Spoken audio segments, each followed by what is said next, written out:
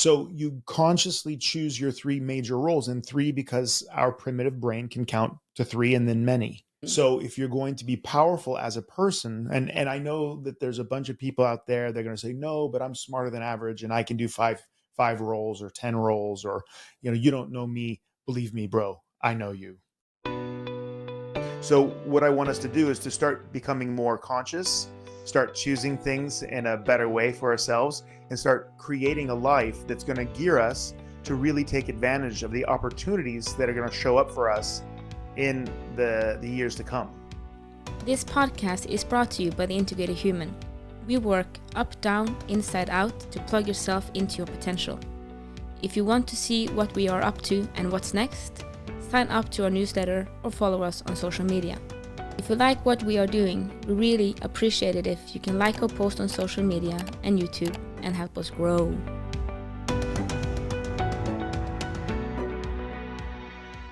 All right. Welcome to the Big and Small Podcast. I'm Jason Shields, and I'm big. And I'm Marit Gabrielsen, and I'm the tiny one. All right. Jason said let's go jump right on it today. Let's get on it. Have you ever been in a cult? Have you ever started? Have you ever started your own cult? Would you know if you were in a cult? If you were. If you were in a cult. Yeah, exactly.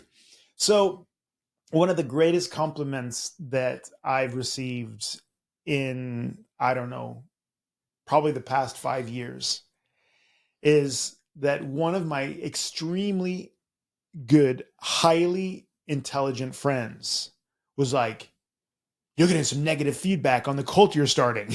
And I was like, oh, really? So can you explain? Right? And I said, well, people are having these mystical experiences when they're at your events. And I'm like, yeah, you know that I work with the nervous system, right? And he's like, yeah. I'm like, well, you know that we teach people the technologies that help them access their nervous system and upgrade their default mode network, which is their automatic brain, which is basically running them when they're not conscious. Mm-hmm. Yeah. And you know that part of that is to learn how to get quiet inside and to become aware of what you're doing, right? And he's like, yeah. So all of this is happening where? And he's like, well, what do you mean? In a room somewhere? And I'm like, no, in your nervous system, man.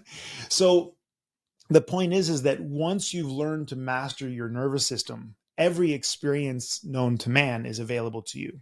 So we have devout Christians, Muslims, Buddhists. We had a professor from San Francisco fly all the way over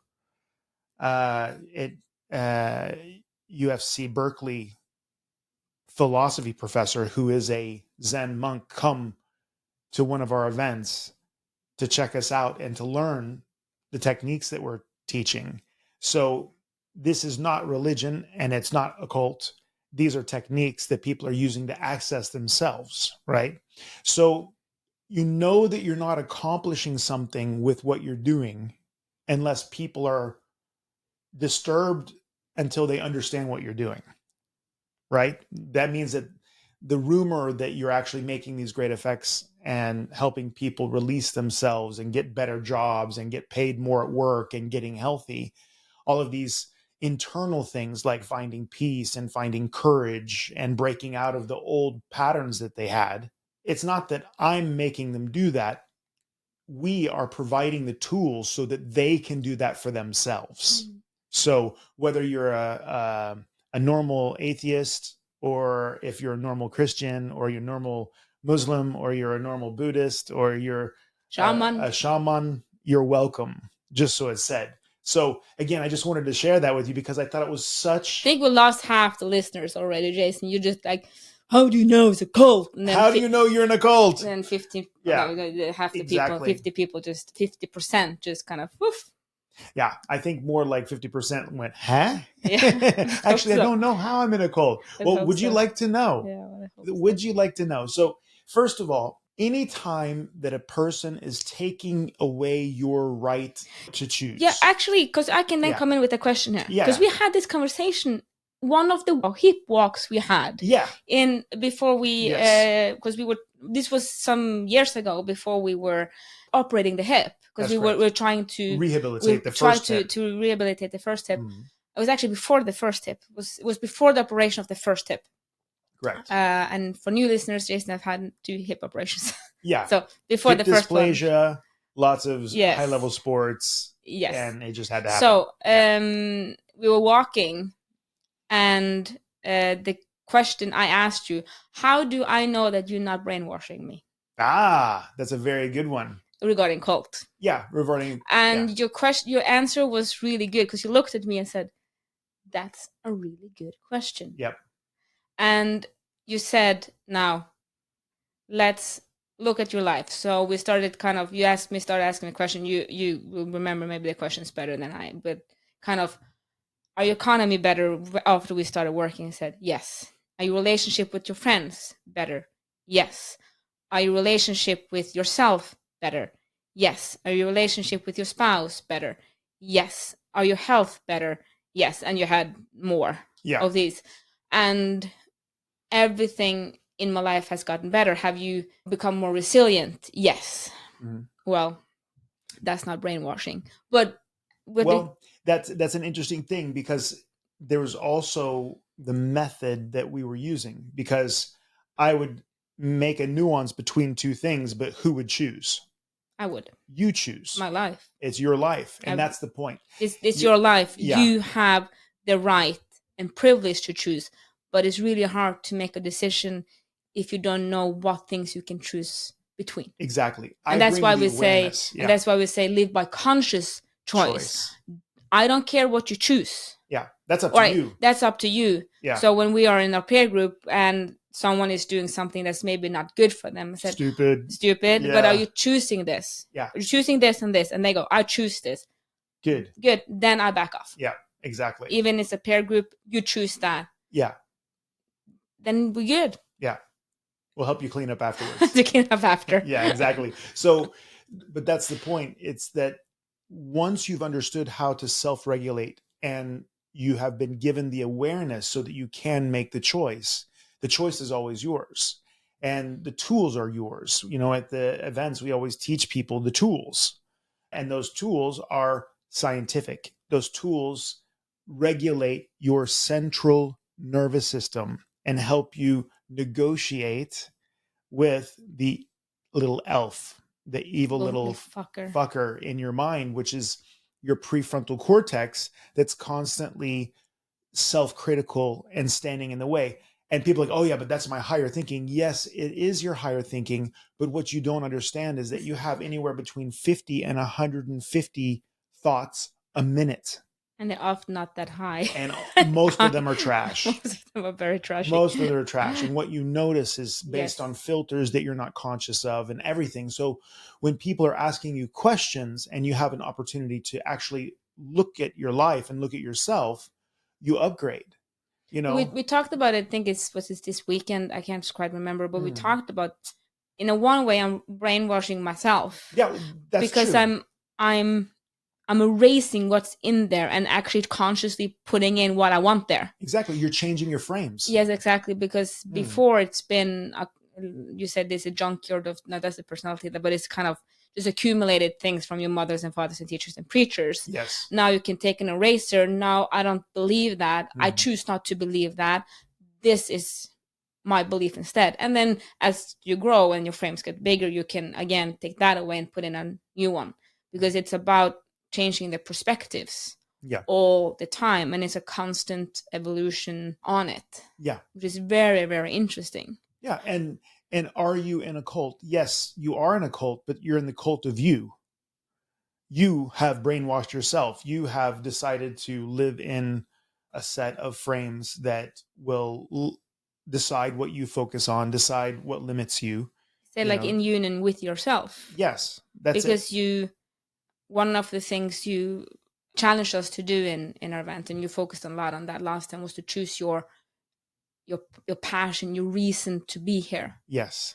and to have that direction. But then you have to discover why you're here. Why are you in the body of Jason? Why are you in the body of Marit? Why are you in the body of Ingrid or an Eirik or Helena or David or whatever? Why are you here?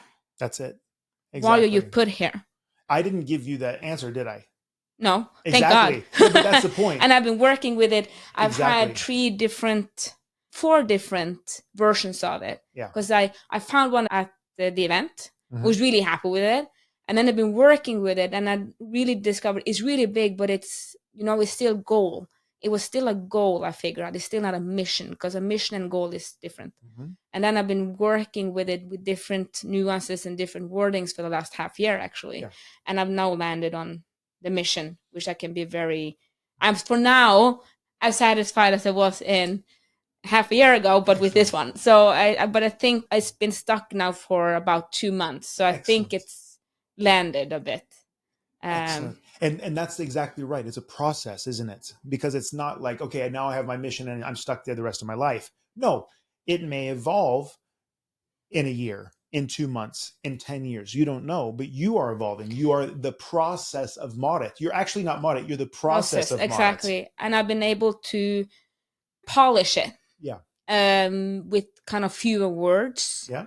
But more clarity and more meaning. Excellent. So it's more of a statement. Yes. Instead of exactly. It's a statement, and it's easy to say, it's easy to wake up in the morning with and see it. It's easy to come back to it. The nuances that's in it, as for now at least, are strong enough. Exactly. And the next flow state that's coming up September 19th. In 2 weeks. In 2 weeks. I can't wait.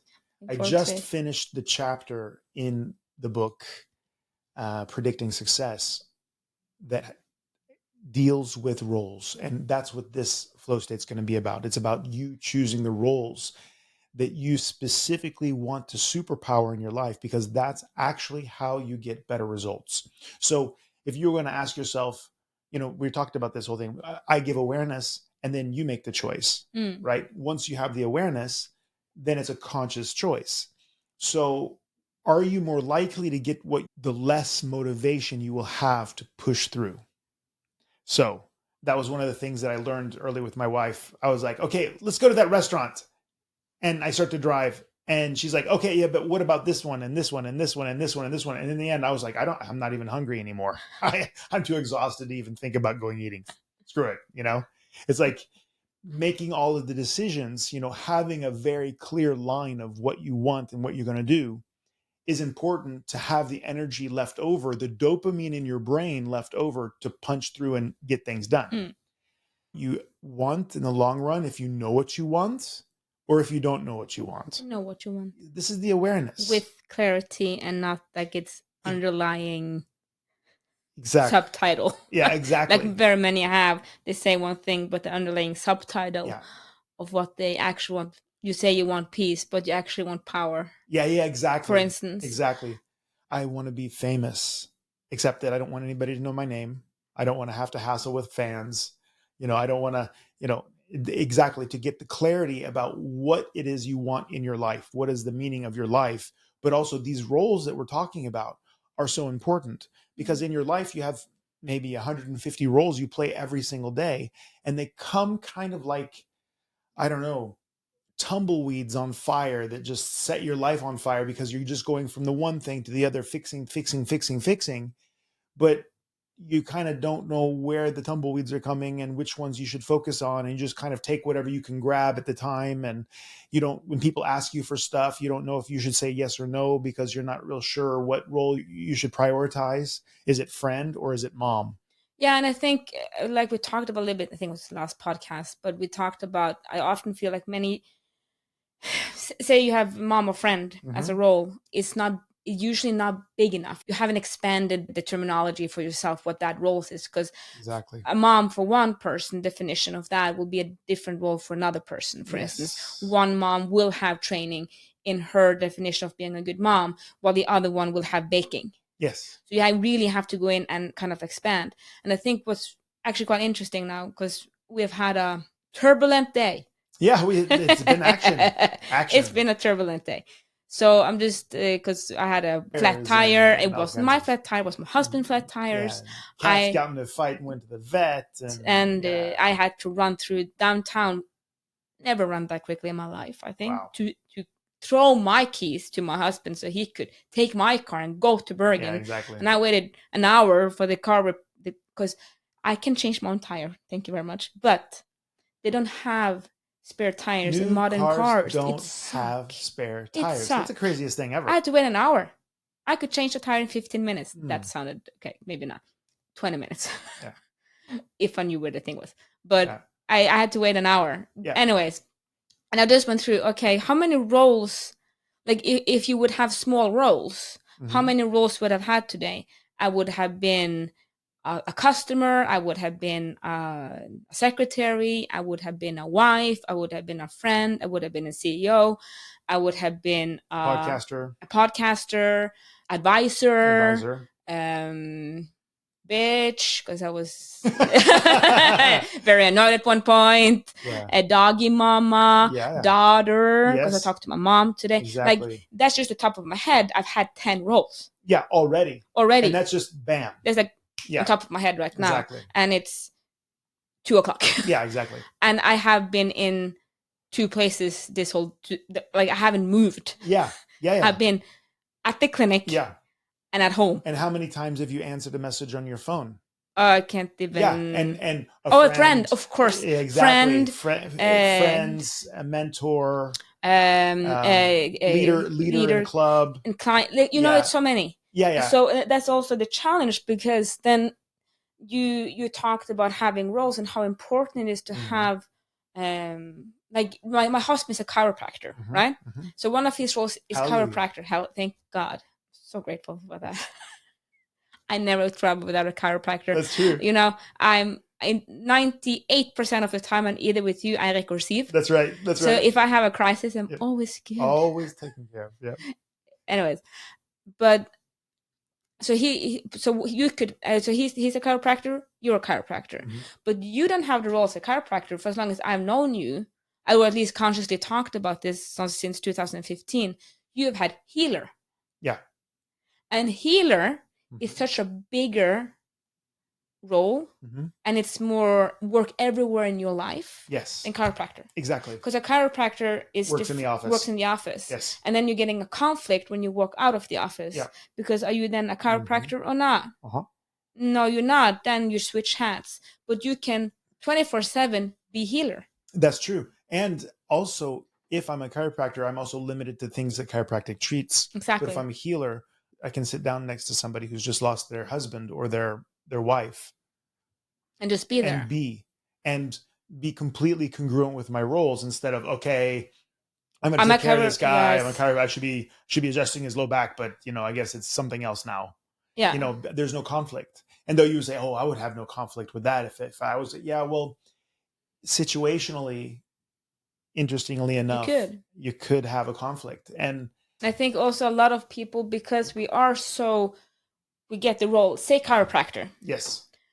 You become that thing, and you're that but it's such a hard, it's a quite hard role. I would say it's quite hard because it has also a lot of limitations on it. It's a lot of rules around it. It has a lot of responsibilities. Yeah. And how do you carry that everywhere? Yeah. Without having conflict, it's going to be really, really difficult. Without becoming completely choked yourself. Because if you have to be the chiropractor when you're in the grocery store, you have to be the chiropractor when you're on vacation. You have to be a chiropractor. If you can't There's no release rest.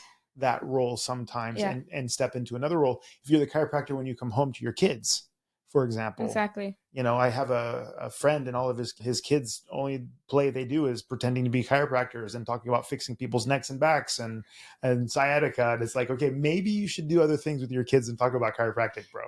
Yes. Yeah.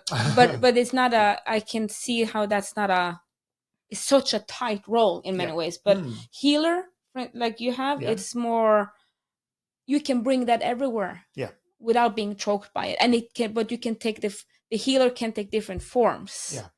right? You can Exactly. take, the healer can take the form of a chiropractor, Yep. but the healer can also take a role as a friend. Yes, absolutely. But then, so then you can be a healer in the role of as a friend, Yes, but friend is then necessarily is not the major role, it's still healer. exactly. So I think to actually because I've had to work a lot of my vocabulary around roles, because Yeah. we end so easily up in daughter and friend and wife Yeah.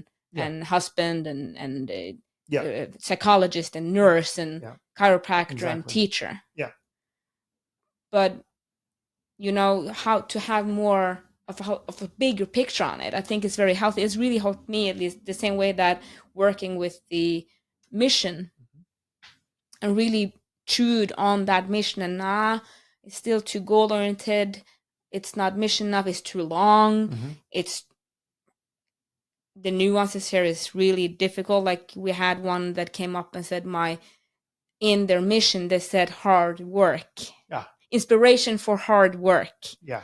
And then you said, but then they need to know that you do hard work. Yeah. You have to always do Hard work. work. Exactly. Do you always want to do hard work? No.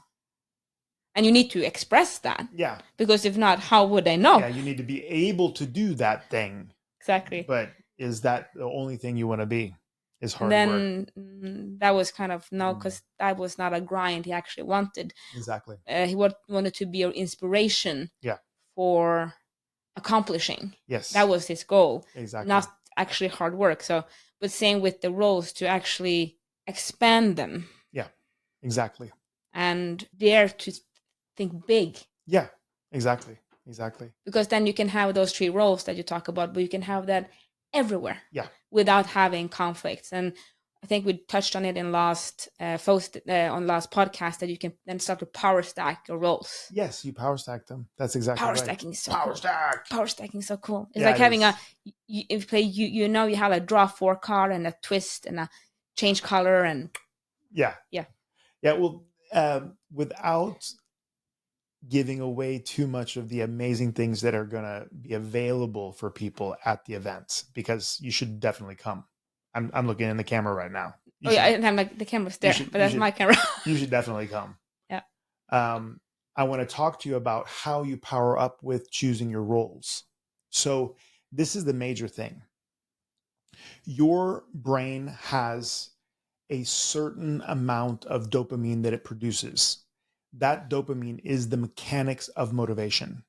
Okay. So the more decisions that you have to make, your mobile phone steals your dopamine. When you scroll, every time you scroll and look, you're actually burning dopamine.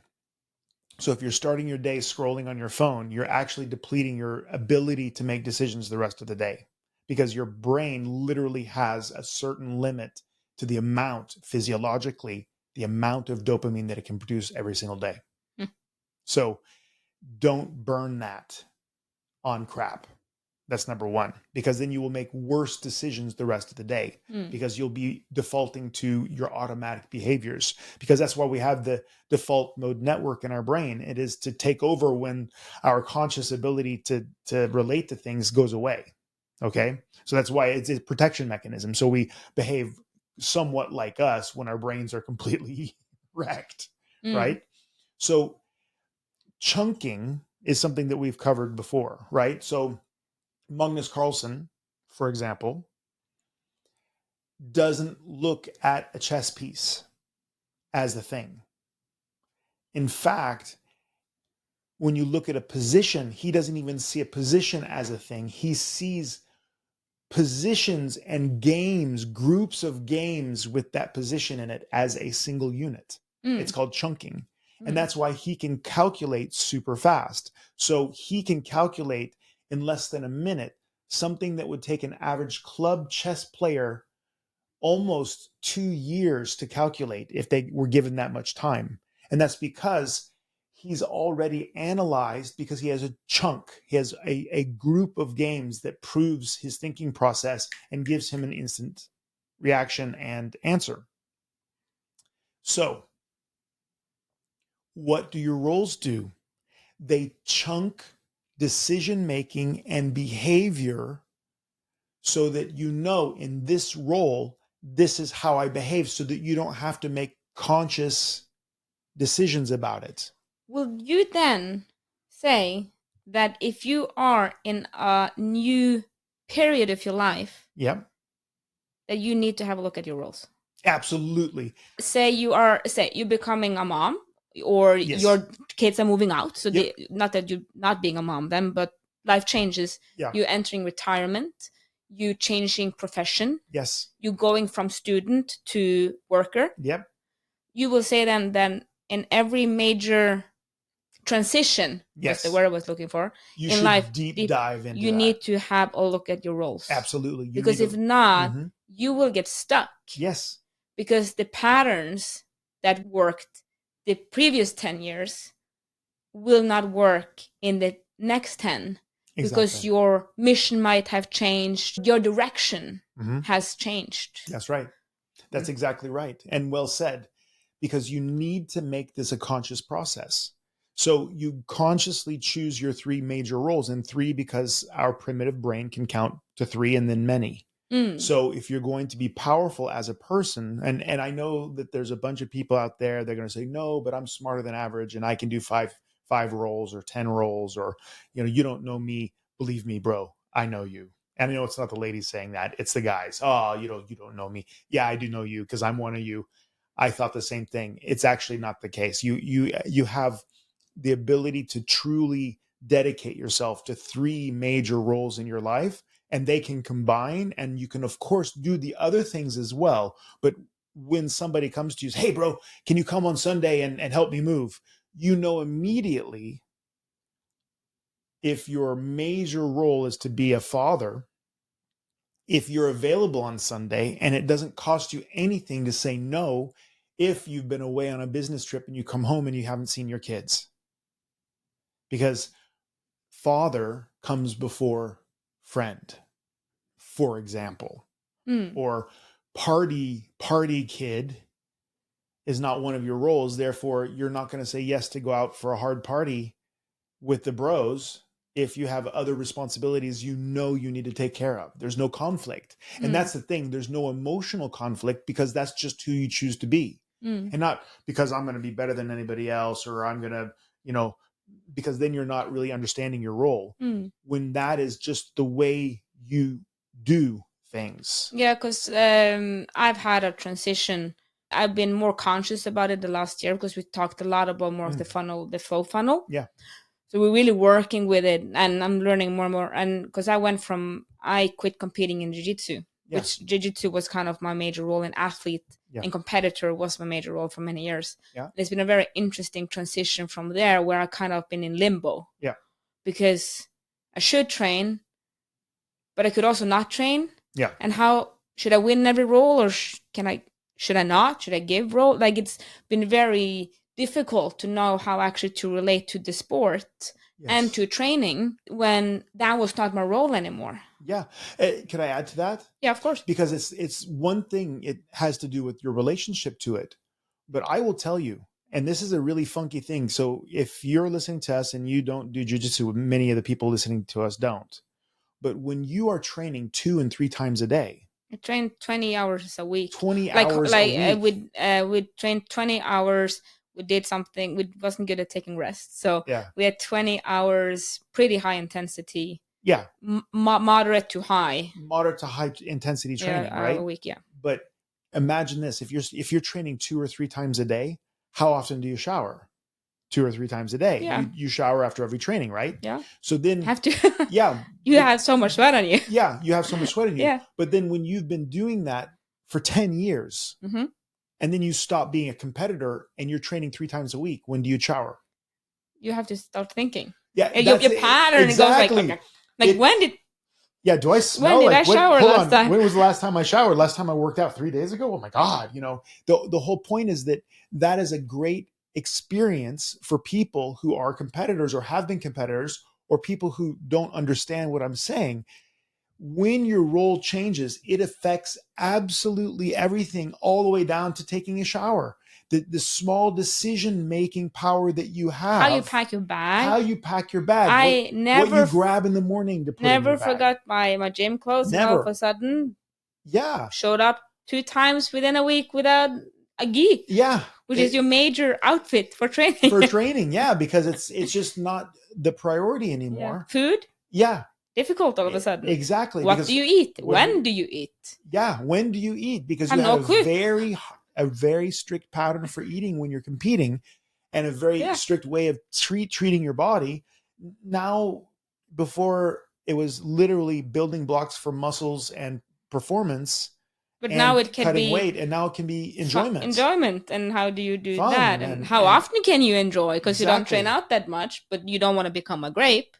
Very difficult. And when do you eat? Because you ate after every training, because you had to, because you were burning it up so fast you could hardly get it into you fast enough. And now, hold on a second, it's 2 days ago since I had high intensity training, so maybe I shouldn't be eating this right now. Yeah, and same with, so say you go for student to an employee. Yeah. You all of a sudden have to wake up in the morning. You can't be sick every Monday morning. You can't be sick every Monday morning. Exactly. You can't go on the fly. That's right. You can't take, was it in English, ship attack? Yeah, you can't wait until the last minute. It's a really long, many words in English for one word in Norwegian. Exactly. Ship attack. English people, just learn it. Ship attack. Yeah. Easy. You know? But that's right. You know, there's so many things with rhythm, decision.